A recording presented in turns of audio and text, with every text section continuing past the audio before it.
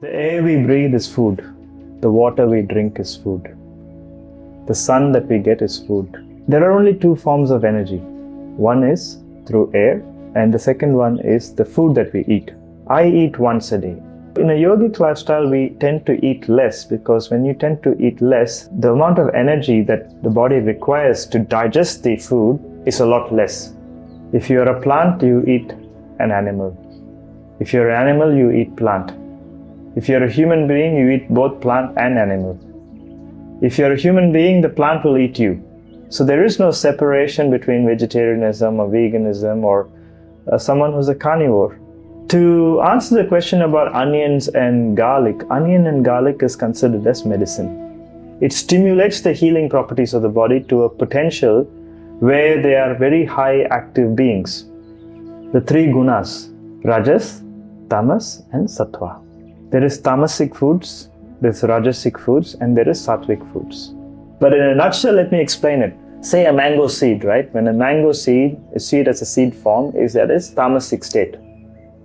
It's not doing anything. When you put it in the ground and you bury it, it's in its tamasic state. It's in darkness. So from tamasic state, it grows into rajasic state. In this Kali Yuga, where we are killing more than what we need, we're not in respect to our environment, being oblivious to life itself. Just because you're a vegan, please don't judge the person who's eating meat. Simple, clean vegetables, light food, twice a day. The importance of fasting came into our being so that we can give a space from our eating. There's no one thing works. The human being goes through evolutions. There's seasons in this. Human beings we also have seasons. Body is always healing. Don't forget, the healing never stops. So that food that we consume is part of that regeneration process. Namaskaram. Eat your food as medicine. Otherwise, you have to eat your medicine as food. In today's world, food is very important. In modern life, food is playing a vital role for everything. So let us ask some questions to Master Rajan, who is here, who can answer all our questions. So what is food in yogic life? What is food? Food is energy. Before you start understanding what is food, how food plays part in a yogic life, understand what is food. Food is energy. What comprises of food? The air we breathe is food. The water we drink is food. The sun that we get is food. So these are all food that's there even before we start consuming food at a physical level. There are only two forms of energy that we can take. One is through air, the breath that we breathe, Prana. And the second one is the food that we eat. The food that we eat is consumed to give us energy, not to indulge. Right? So when you look at a yogic perspective of how we see food, the first food that we see in a day is this rising sun.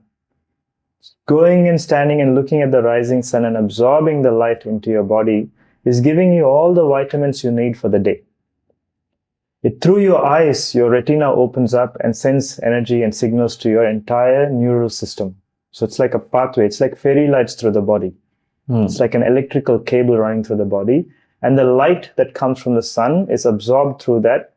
And this way of eating or this way of charging a body is called Solitarian. So the ones who eat through the sun, through the sunlight, is called Solitarian. The other form of food is through the breath, the way that we breathe.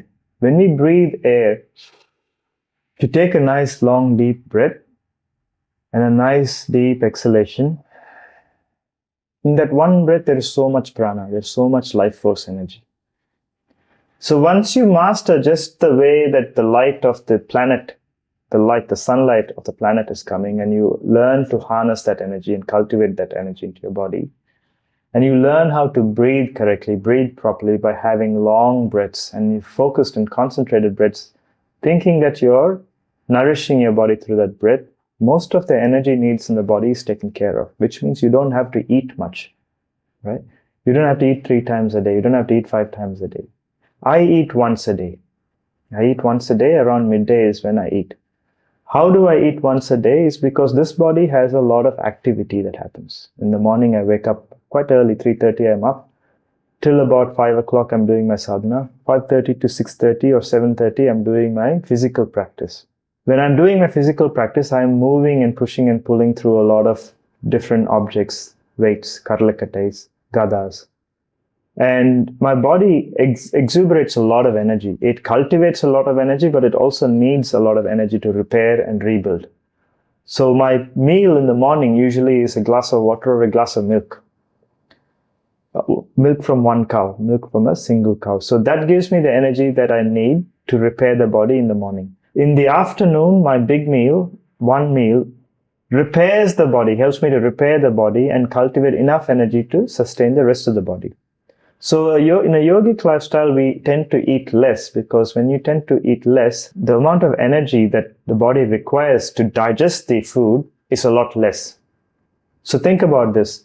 When you're filling your fuel, your car with fuel, or your motorcycle or scooter with fuel, when you put a full tank of fuel and you're only traveling for a short distance, it's burning that amount of fuel, so that's exuberating that amount of energy to create energy. But when you have just the right amount of fuel to go for the short distance, you're not carrying that excess weight in the petrol tank. That's what it is. So why eat more? Why fill a full tank of fuel when you're only traveling 1 kilometer, a short distance? You don't have to carry 10 liters of fuel to travel a short distance. You only need like half a liter or a liter. So have a couple of liters as a reserve, not 10 liters, not fill your tank up. Because when you fill your tank up, the amount of energy it takes to carry that weight, carry that food, process that food, digest that food, takes more energy than the energy that you can receive through food. So this is the fundamental understanding of why one needs to eat less, right? Once you understand this, the yogic lifestyle is simple. We harness energy from nature. I take energy from the earth, barefoot, take energy from the earth. So you absorb the energy and electrons and neutrons from the earth. When you hold a tree, you can absorb the energy from the roots of the tree to the trunk of the tree. So you're taking energy. When it rains, you can absorb water, moisture into the body. So on and so forth. So this is just a yogic lifestyle of how we can harness energy, right? And when that happens, the relation to a yogic lifestyle to a regular person's lifestyle, you don't have to go to the extreme of not eating and harnessing everything through nature. It is very much possible by every single human being. If it is possible in this being, it's definitely possible in your being. Start small. Start becoming conscious of what you're eating. And that way you can bring that yogic lifestyle into your lifestyle by simplifying how you see food. In the questions that Gokul has got coming for us, we'll understand more deeper into the subject about food. That's a very good explanation. So many of them thinking that consuming of what we are getting for 3 meals is a food, but you are explaining a very different term, like the sunlight, the energy from the earth, water, air. All these are food for us. So whatever we consume is a food. That's a beautiful answer from you. Thank you. Thank you so much for the explanation. In terms of food, we have vegetarian, non-vegetarian, vegan. So can we have non-vegetarian? Many of them saying if you have non-vegetarian, you're actually making a sin. So you won't have a good life. You'll have a lot of struggles in your life. And they have some particular day, they will not eat non-veg. They'll have only vegetarian. And some of them avoiding onions and garlic in their meal. So could you please explain about all these things? So how do you see this? The most primordial thing about being born in this planet Earth, everything eats everything. If you're a plant, you eat an animal. If you're an animal, you eat plant. If you're a human being, you eat both plant and animal. If you're a human being, the plant will eat you. The animal will eat that plant. So it's a cycle.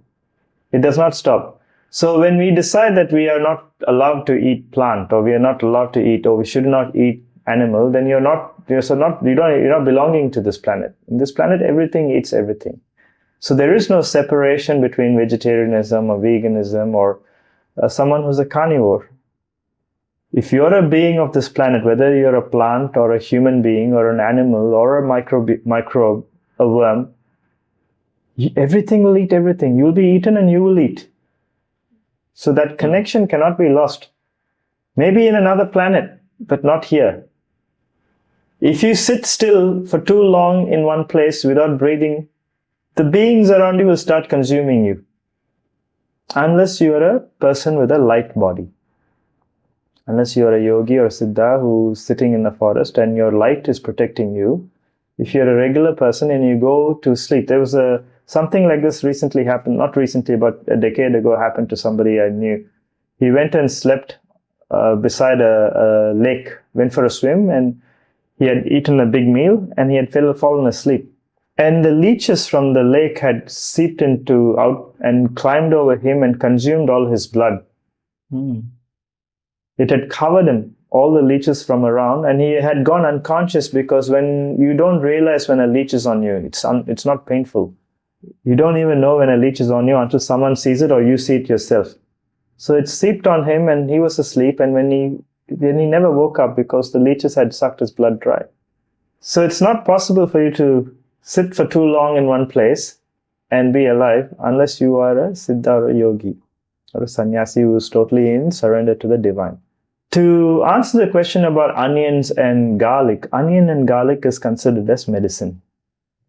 Okay, it's got a lot of very beneficial enzymes and medicinal qualities in it. Especially garlic has anisin, this enzyme called anisin and aniline.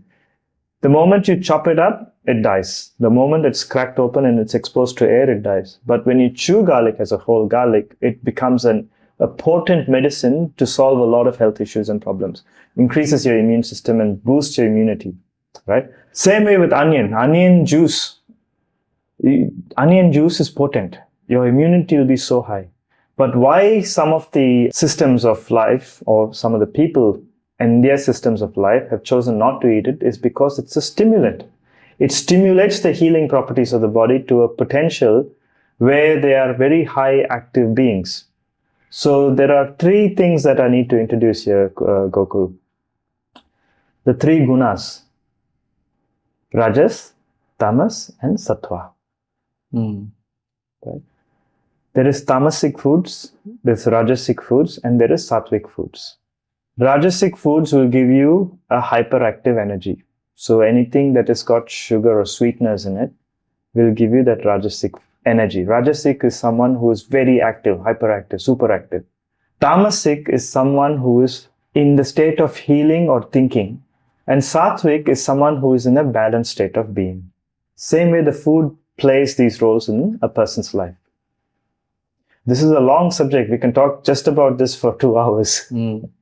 But in a nutshell, let me explain it. The quick way to understand this is when a seed, say a mango seed, right? When a mango seed is seen as a seed form, that is tamasic state. It's not doing anything. When you put it in the ground and you bury it, it's in its tamasic state. It's in darkness, it's quiet, it's sitting there, nothing's happening. You give it a bit of nourishment, you give it a bit of manure, you give it a bit of water, it slowly starts to sprout. So from tamasic state, it grows into rajasic state. In rajasic state, it will start absorbing all the minerals and nutrition from the earth to rapidly grow. It will grow really fast. First year, the growth of that plant is really fast. It just shoots up to the sky, to the sun. And then a couple of years from there, it gives its first fruit. So it's in rajasic state for that long before it gives its first fruit. The day the first fruit comes, it's in service of the beings around it. It reaches the state of sattva. In the sattvic state, it's thinking that the being of that tree is seeing how is that it can be of use to the people around, the beings around it. It gives shade to animals and plants and homes for ants and bees and wasps.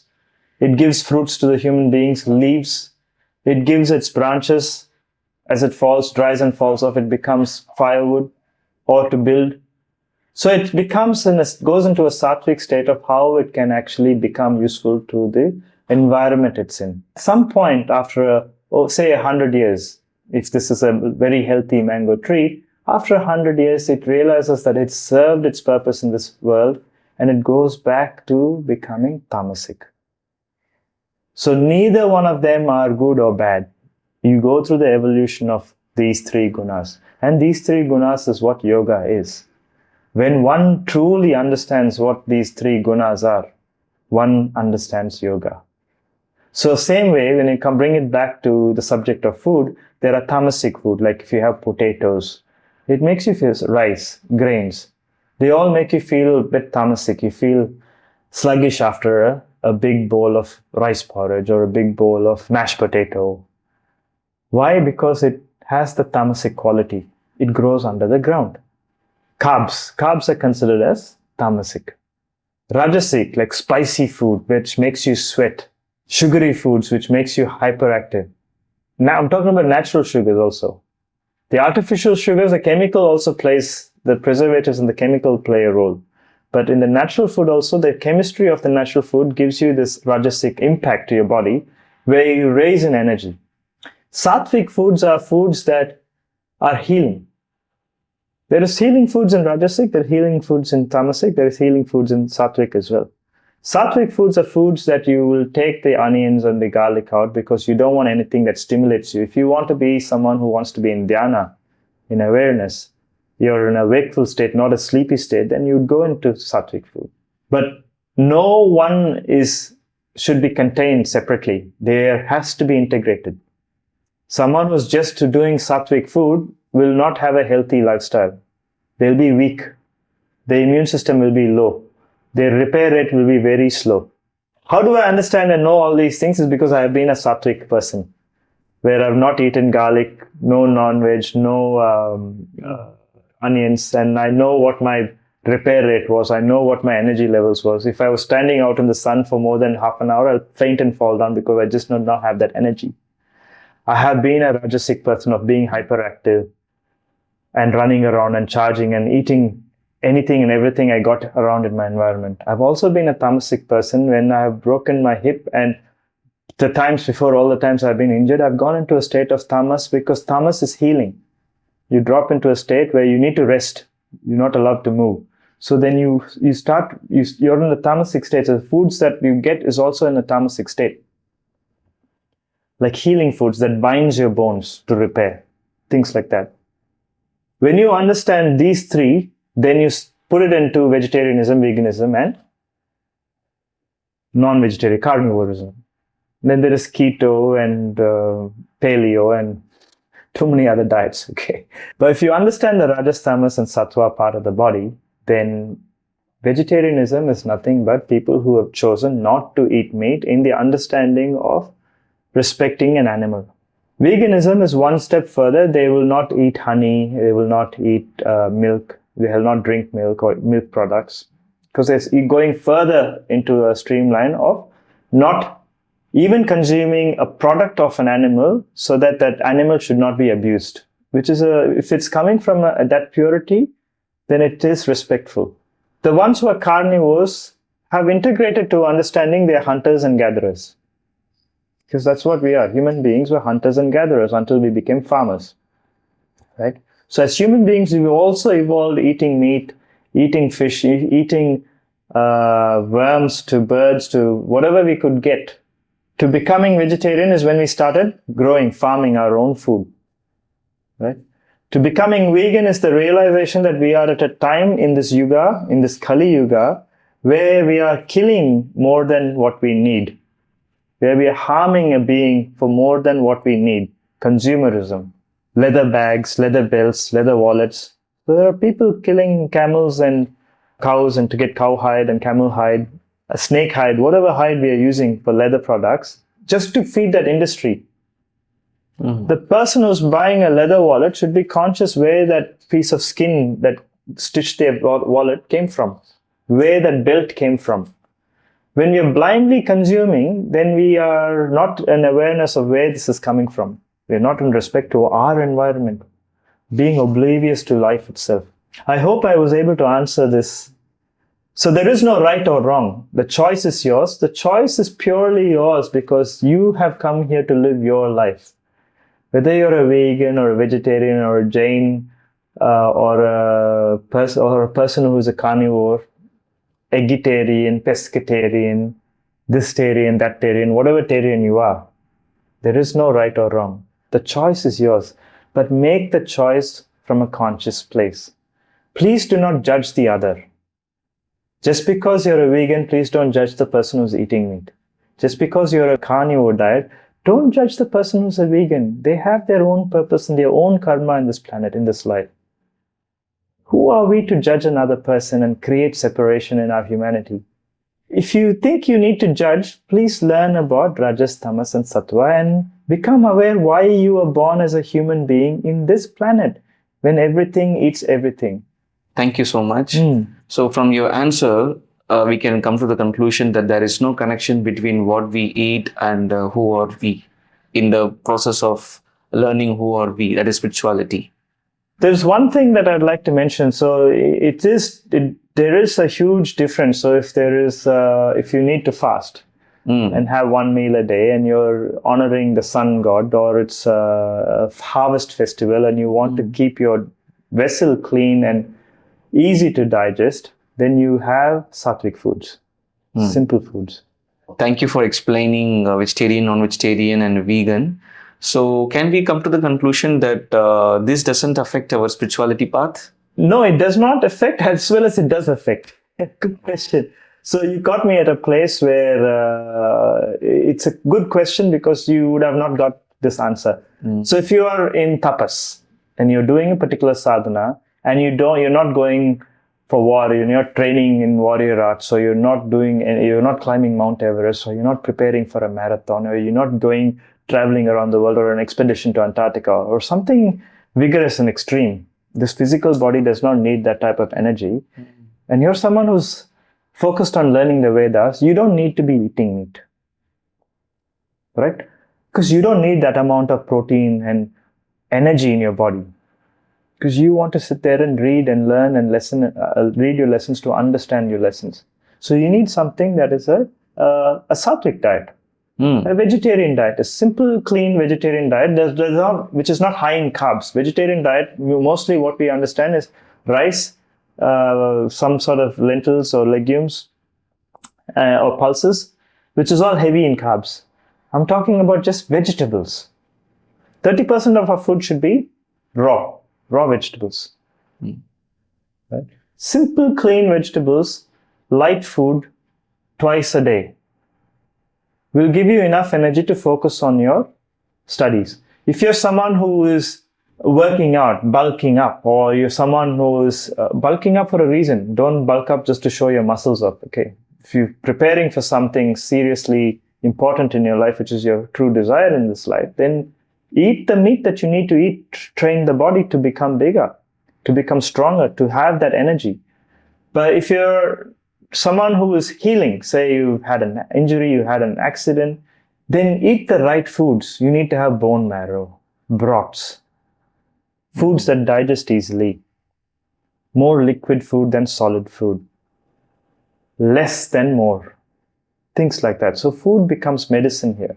So understand what is that your body needs and what is that you're going to do. Who are you? Where are you? What are you doing? When you understand who you are, I am a man, I'm a human being, and I train warrior arts. Where am I? Right now I'm in India and I'm a globe traveler. I travel around the globe. Right? What am I doing? I am sharing the lessons of yoga, lessons of life, through podcasts like this, through my own story, through my lessons that I teach to the people, through Healing Warrior Tribe. Whether it's land, ocean, mountain, valley, this is me. So this being is a transformative being. He's never in one place. So this being needs to be an evolutionary diet. There are days I'm just eating vegetarian food. There are days I don't eat. There are days I eat meat. The days that I train heavy and I've got long distance to travel, I eat before. I don't eat during my travel. I'm eating before my travel, preparing the body to go for that journey. If I'm going to Antarctica or if I'm going to hiking the high altitudes of Himalayas, I'll eat before, prepare the body before so that it's got the energy and the build to do this. Lots of reserve energy is there. And during the process of that journey, I reduce the amount of food that I'm having. and the times I'm eating, because it becomes scarce to find food for starters. Body is aware that it will be scarce to find food.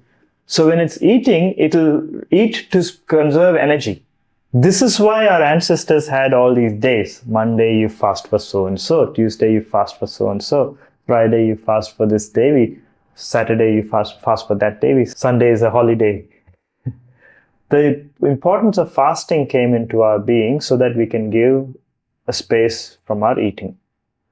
And it plays a difference because when we give that space, we're not wasting the energy to digest the food. We are actually allowing the energy of these planetary movements. So they're all, the Navagrahas are nothing but they're all devas and devis who are representing our planets of the solar system. So the energy from these planets are reaching Earth, and it can reach the being when we have an empty, clean being, a vessel. So it can reach this being, and those energies can come here. So we can benefit. Those energy will charge our cells, our atomic particles in the body.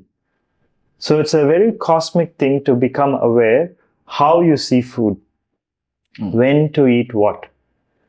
It's a conscious thing, and it's a journey. It's really a journey. And there is no ending. I've been learning about food for so long, for 4 decades, and there is no ending. The more I've learned, the less I know. Everything I've learned, I've practiced in this body, and I've experienced this, and I've seen the output of it. This knowledge is coming from that experience. So in a nutshell, to answer your question, you need to be an evolutionary consumer. No one system, no one method works. I used to be a vegan, I used to be a fruitarian, I used to be a breatharian, a solitarian, a carnivore, a keto person, a paleo person. I've tried every possible diet without even knowing I was trying a certain type of diet because I was experimenting this body. And my conclusion so far in all these decades I've tried is no one thing works. The human being goes through evolutions. There's seasons in this. In a year, there are so many seasons. People say there are 4 seasons. There are actually 6 seasons in a year. In some places could be more. So when you are eating by the season, your body is also changing. If a fruit is growing by the season, right? We don't get mango throughout the year, correct? Yeah, correct. Mango is not there throughout the year. So it's a seasonal fruit. So it's changing. Do you think human beings don't have seasons? Human beings we also have seasons. We've just forgotten that so in the month of Kartikeya, right now, it's monsoon season where in this place. It's cold. There's a lot of rain. It's monsoon rain. This is a period you don't go expose yourself to the rain because you will catch a cold. Early mornings have a lot of dew and fog. So you have to take that extra care of covering your ears, because the cold air entering your ear will give you a flu, a cold. You'll catch a cold easily. So this body is preparing for that season before this season is coming. When you're aware, the old generations were aware. And during this time, don't go out without a beanie, without covering your scalp, so that the cold does not enter through your head in the early mornings and the evenings. Now we are also fashionable. We wear a jumper, but we don't cover our hair, and we catch a cold because we forgot that we are a human being, who's planet of this earth, a person of this earth, a being of this earth, and we evolve like every other thing in this earth. Thank you for a detailed explanation for this. So now the viewers can understand that food is nothing but the evolutionary process. It's an energy that we need to use as medicine to prepare this body, to keep this body evolving through the different phases of life. So it's an evolutionary process. Correct. Okay. So there is no one way to stay in that way. Because the body goes through healing. The body is always healing. Don't forget, the healing never stops. Your cell, as we are speaking, as I'm talking to you right now, is decaying and regenerating. So that food that we consume is part of that regeneration process. It's helping the regeneration, it's helping that healing process. Consistently. When you master it, your degeneration will reduce, your regeneration will increase. That's what will happen. So you will decay slowly and you will rebuild faster. And this is why how our ancestors, I'm talking about our grandparents, had a healthier, longer, richer lifestyle. because without knowing, their lifestyle was contributing to their health. No Swiggy, no Zomato, no Uber Eats, no preservatives, no chemicals, natural foods, and eating with the season. They did not eat mangoes when it was off season. They did not have mangoes coming from Mexico, which is on the other side of the equator, when it's off season to eat mangoes 20, because that is not important for you to protect your body from the season that you're in. If we ate mangoes in this season, like we are right now, I'm in the south of India, and if we ate mangoes in this season, we will catch a cold. It will put us in bed because the mango, it stimulates heat in the body, but when your body needs to actually balance the cold, mango is not the fruit that you'd eat in the monsoon season. The fruit that you would eat in monsoon season would be something that has got citrus in it. Okay. Like lime or lemon, orange, mandarin, things like that. Got it. Thank you so much for the detailed answer.